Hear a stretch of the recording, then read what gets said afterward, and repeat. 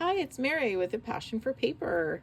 Today I'm here with some beautiful vintage cards for journaling that I received from Honey Ruth Designs Etsy shop.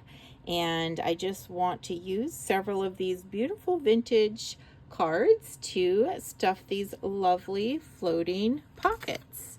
And I will be listing these for sale in my Etsy shop. Hopefully later today. I do have a tutorial for how to build and create these wonderful floating pockets. I sew them out across the bottom and I embellish them with some lovely neutrals here. And these are the two that I have been working on today. And I just want to show you what lovely things are inside these beautifully coffee and tea dyed floating pockets.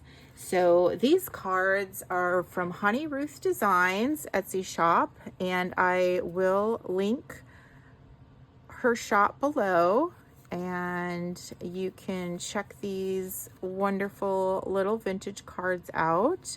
They're in beautiful sepia tones, so they go so well with all of my coffee and tea dyed paper, which is what I love, and they have that beautiful aged vintage look. I'm just showing you several of them, and you can print them out on cardstock or paper, and you can see how I've used them here. Some of them are printed double-sided printing, and some I just used my vintage distress ink around the back. I use the vintage photo distress oxide ink to just ink around the back and make it look a bit more aged.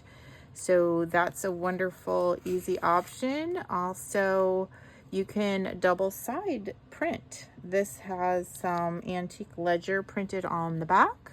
So these are printed on cardstock. This is another beautiful vintage card from Honey Ruth Designs, and this one I've just backed with some of my coffee and tea dyed paper glued onto the back of this lovely card. And then I also am enclosing an embossed vintage Rolodex card that I coffee dyed and then embossed.